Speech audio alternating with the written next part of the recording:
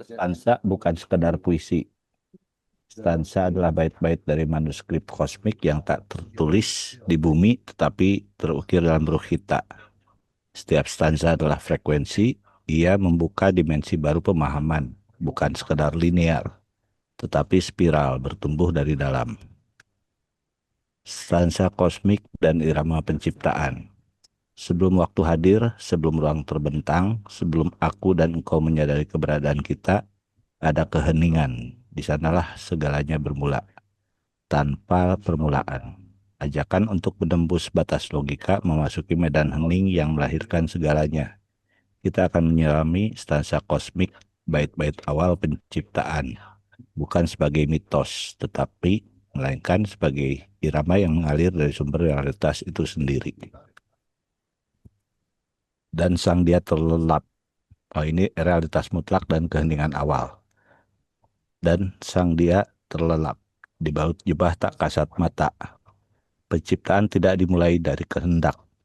Tidak ada keputusan, tidak ada pencipta yang memilih. Segala yang ada mengalir bukan karena mau, tetapi karena itulah hakikatnya. Seperti matahari bersinar bukan karena ingin, tapi karena itulah keberadaannya. Stop dulu di sini ya. Coba yang tadi. Coba nah, ini dan dia sang dia terlelap itu stansa 1. Ya. Jadi di sini dia mengatakan penciptaan itu bukan ada seorang pencipta kayak kita ada konsep Tuhan lalu mencipta, nggak begitu. Ya. Itu udah tidak ada pencipta yang memilih bikin ini bikin itu, nggak ada. Itu semuanya mengalir. Yang ada itu sudah hakikat. Yang ada cuma kehidupan.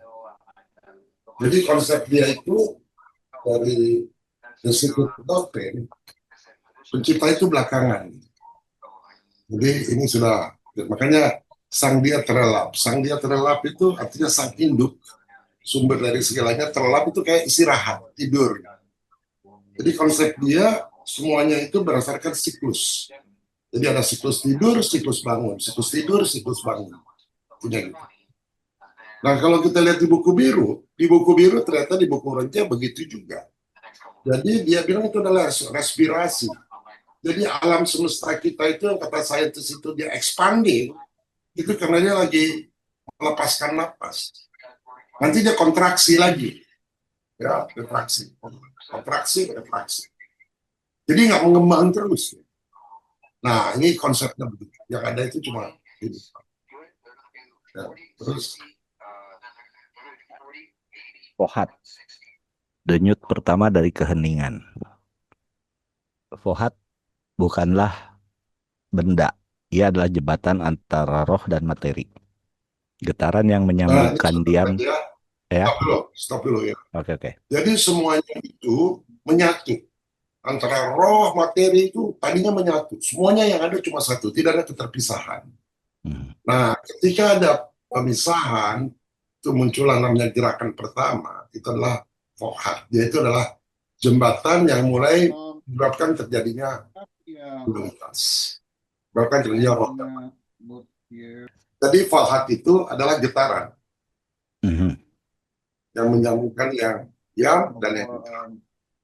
Dan ketika ada gerak, mulai ada waktu. Ketika diam, tidak ada waktu. Yang ada cuma durasi. Jadi waktu itu lahirnya dari durasi. Durasi itu adalah keberlangsungan. Ya, tidak ada past, tidak ada present, tidak ada future. Begitu ada gerak, nah itu mulai ada waktu. Nah, jadi Fohat ini penting banget. Ya. Fohat adalah daya yang menyulam ruang dan waktu, membuka tirai antara ketak terwujudan dan wujud. Nah, kalau di konsep buku biru, ada yang namanya HM. HM itu terperangkap dalam infinitive dan infinitude. Nah, lalu dia mulai namanya punya volitional kehendak bebas, dia bisa mewujudkan sesuatu. Jadi sebelum dia mewujudkan sesuatu, dia itu tak berwujud. Kita nggak ada bentuk. Jadi kita mengaitkan sama buku biru ya. Buku biru itu buku Rantia. Cinta ilahi, bukan kehendak.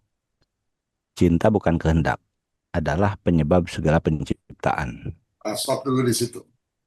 Oke. Kalau di buku biru dibilang manusia itu punya free will, punya kehendak. Kalau I am dibilang bukan free will. Dia pengen terbebas dari ketidakterbatasannya. Dia disebut volitional. Volitional.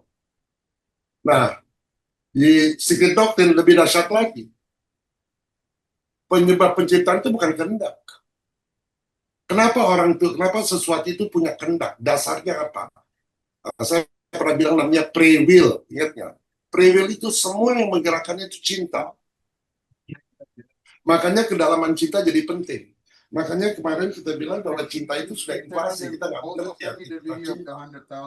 The depth of love itu menjadi penting banget. Nah, kenapa bukan kehendak, tapi cinta? Karena dia ingin membagi dirinya.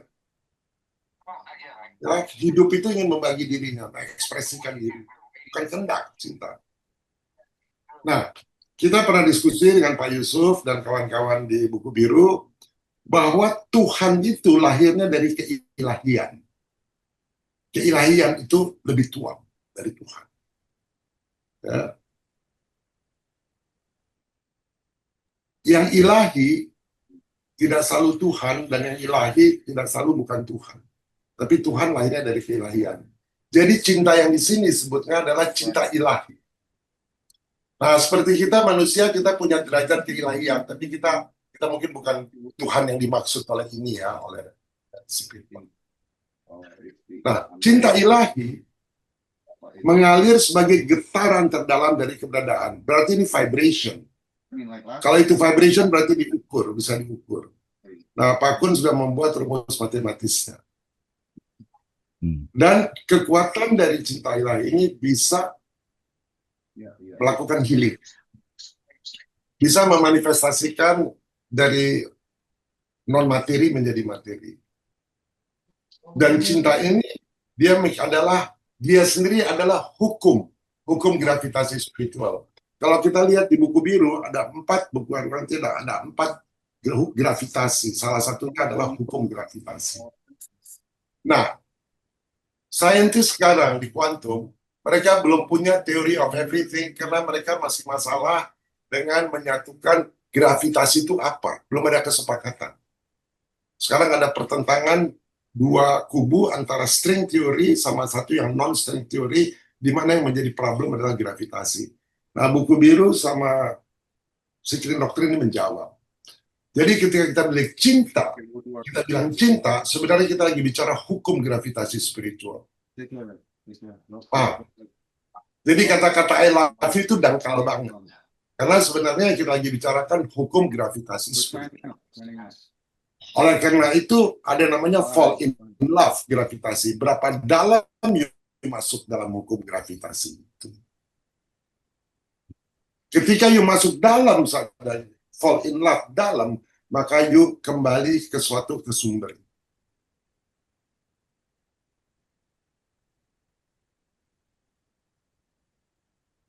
Jadi di sini bukan kehendak, bukan free will, cinta ilahi.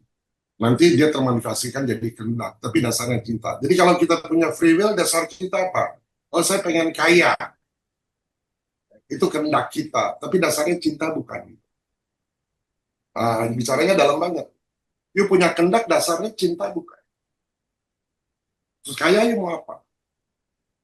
Oh, bisa bantu orang. Lu bantu orang terus kenapa? Ya bisa bantu diri sendiri terus gimana? Dasarnya cinta ilahi kan? Nah, itu getarannya berbeda. Ketika kita punya kehendak A sama kehendak B, itu formula matisnya ada ya. Jadi nanti Pak Kun akan hadir, dia akan memberikan. Jadi cinta adalah penyebab segala penciptaan.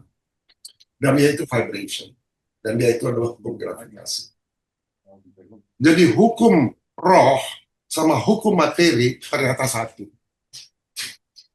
Itu dikatakan di Buku Biru juga bahwa hukum roh sama hukum materi ternyata hakikatnya satu.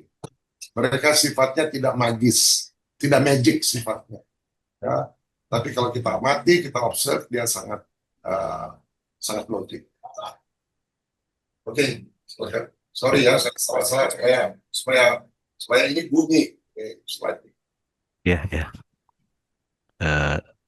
Poin terakhir, cinta ini adalah hukum gravitasi spiritual, menarik segala sesuatu kembali ke sumbernya. Selanjutnya, intuisi melampaui logika. Kita tidak bisa memahami semua ini hanya dengan otak. Logika akan berhenti di tepi jurang misteri. Tetapi intuisi bisa menyeberang. Maka jangan cari jawaban, cari getaran, rasakan irama, bukan rumus. Oke, sebentar ya. Di sini dikatakan intuisi melampaui logika. Logika datangnya dari mana? Dari pikiran kan? Betul? Ya, Di sini pikiran yang lokal, tapi ada namanya pikiran yang universal, universal mind. Jadi yang paling penting itu mind, pikiran. Tapi jangan lupa, mind itu punya asisten, punya ajudan. Ada 7 ajudannya. Kalau kita nggak akrab sama ajudannya, kita tidak tahu, maka mind kita nggak bisa optimal. Ajudan mind yang pertama namanya intuisi. Karena pikiran kita sudah ditrain dengan logika, sehingga orang-orang dulu intuisinya tajam, orang-orang sekarang intuisinya nggak ada. Semua dengan logika. Ya. Dan intuisi itu tidak bisa dipahami hanya dengan otak. Ini adalah ajudan mind yang pertama. Ini kunci banget. Kalau you sudah menguasai ini, maka ada ajudan mind yang kedua yang namanya understanding. Oh, dari intuisi kita understand ini kenapa begini, kenapa. Kalau sudah understand, tidak ada lagi kata pengampunan. Kita nggak perlu mengampuni orang. Kalau udah understand, kita nggak perlu memaafkan orang. Kita ngerti. Kalau understand, kita nggak perlu ada ketersinggungan. Kalau understand, kita nggak perlu ada jealousy. Itu baru 2 tuh ajudan. Nanti kita akan berbicara siapa yang membuat kehidupan itu ya. Nanti kita akan bicara. Yang ketiga itu courage, keberanian. Nah, kita mau supaya intuisi kita terbuka di sini.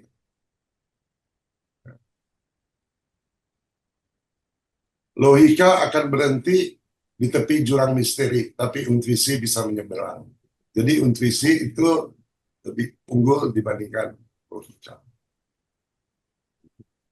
Binatang punya intuisi nggak? punya. Apa bedanya sama manusia? Karena mereka tidak pakai logika, intuisinya lebih tajam dari manusia.